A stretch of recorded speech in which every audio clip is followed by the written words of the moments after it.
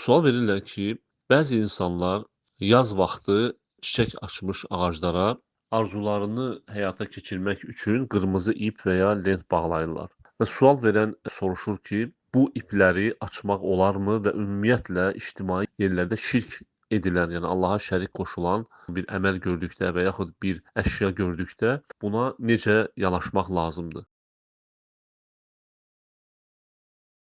Cavab belədir ki, sözsüz ki, çiçək açmış ağaca lent bağlamaq bu ən aşağısı, yəni ən aşağı həddi dində yenilik, yəni bidət olan bir əməldir. Lakin insanın niyyətindən asılı olaraq kiçik şirk və ya hətta böyük şirk dərəcəsinə gəlib çata bilər.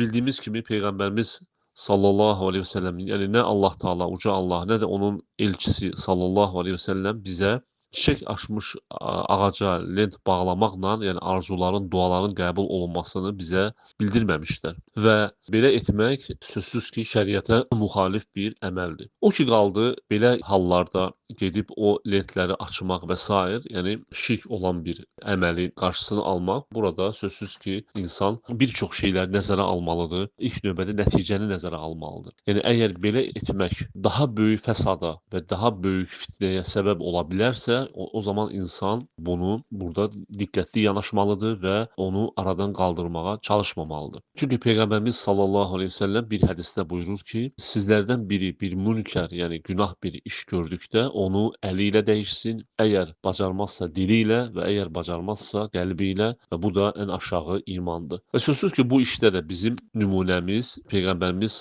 sallallahu əleyhi və səlləmdir və biz Peyğəmbərimiz sallallahu əleyhi və səlləmin həyatına fikir versək, görərik ki, o 13 il Məkkədə yaşadı, lakin Məkkə ətrafında müşriklərin qoyduğu o bütlərə toxunmadı. Lakin dəvət edirdi, yəni tövhid əqidəsinə dəvət edirdi. Ona görə insan ilk növbədə tövhid əqidəsinə dəvət eləməlidir, insanlara başa salmalıdır. Çünki hansısa bir şirk əşyanı insanlara, yəni Allaha şərik qoşmaq üçün qoyduqları bir əşyanı və ya bağladıqları bir ipi açmaqla həmin insanların qəlbindən o əqidəni çıxartmaq olmur. İnsan ilk növbədə çalışmalıdır, bunu edən insanlara onu gözəl şəkildə başa salsın. Çünki əgər başa salmazsa, yəni məsələn misal gətirirəm, əgər insan bir evin qapısının yanından keçir, görür ki, evin qapısına göz muncuğu asıblar. Məsələn, bildiyimiz kimi göz muncuğu da bu şəriətə müxalif olan bir əməldir, yəni göz dəymədən qorumur. İnsan onu sökməsi bu heç də həmin əməlin qarşısını almış sayılmadı. Çünki həmin insan sabahları başqa birisini asa bilər. Və belə hallarda sözsüz ki, insan hikmətlə davranmalıdır. Əgər insanın özü ilə rastlaşarsa, yəni həmin o əməli edən insanla rastlaşarsa, o zaman gözəl şəkildə imkan daxilində ona